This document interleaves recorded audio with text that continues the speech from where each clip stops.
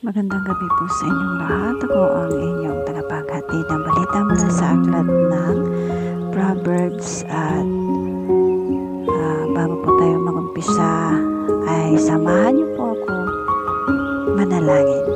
Our Father who art in heaven, hallowed be thy name. Thy kingdom come, thy will be done on earth as it is in heaven. Give us this day our daily bread and forgive us our trespasses as we forgive those who trespass against us, and lead us not into temptation, but deliver us from evil. For the thine is the kingdom, and the power, and the glory forever and ever. Amen. The book of knowledge, this one is a Proverbs chapter 3, at makinig po kayo. At hanggang 35 po ito.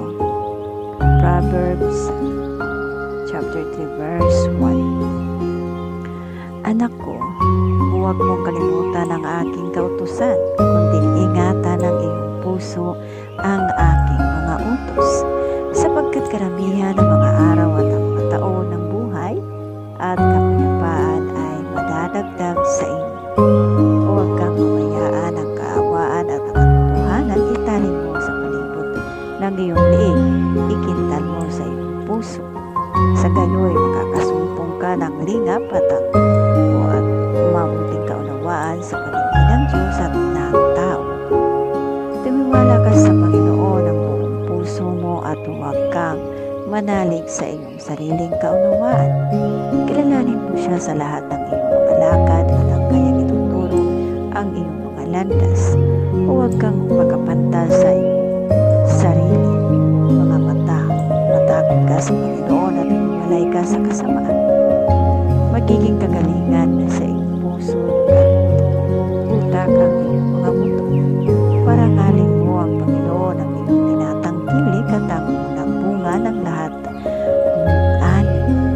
Sa gayoy mapupuno ang iyong mga kamalig ng sagana at ang iyong mga aalisin ay aapawan ng bagong anak. Anak ko, huwag mong hamagin ang parusa ng Panginoon, ni mayamot man sa kanyang samay, sapagkat sinasaway ng Panginoon ang kanyang iniibig, gaya ng ama sa anak na kanyang kinaluluguran.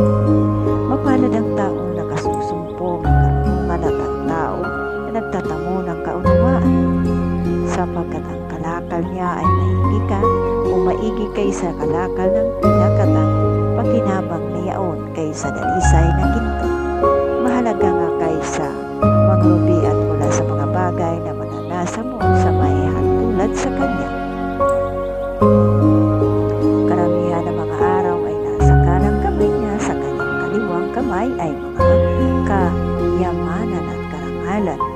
Ang kanyang mga daan ay ang daan ng kaligayahan at ang lahat niyang mga landas ay kapayapaan. Siya ay kang buhay sa mahawak sa kanya at mapalad ang bawat isa na nangagmamalan sa kanya.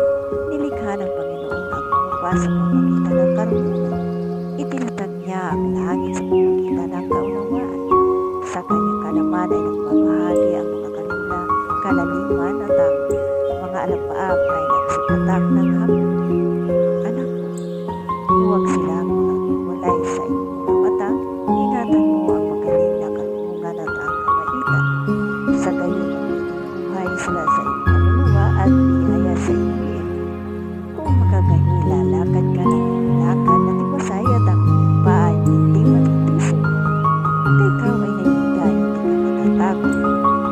Ikaw ang higa at ang tulog ay magiging mahilig.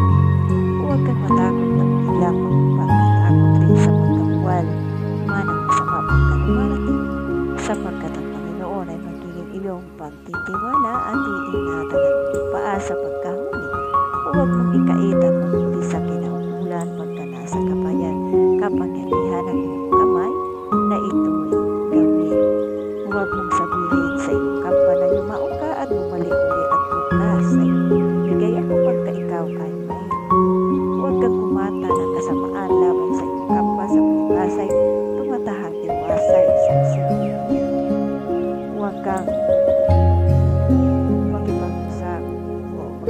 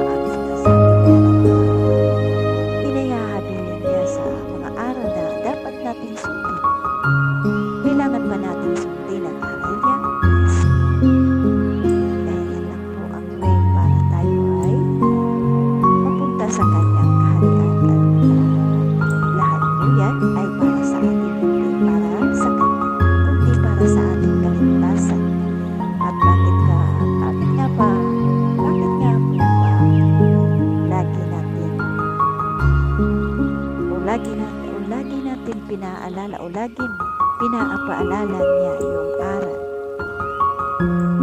Bakit nga ba? Mayroon siyang suko. Kapag ikaw ay natitis, mayroong tao ilalagay sa iyo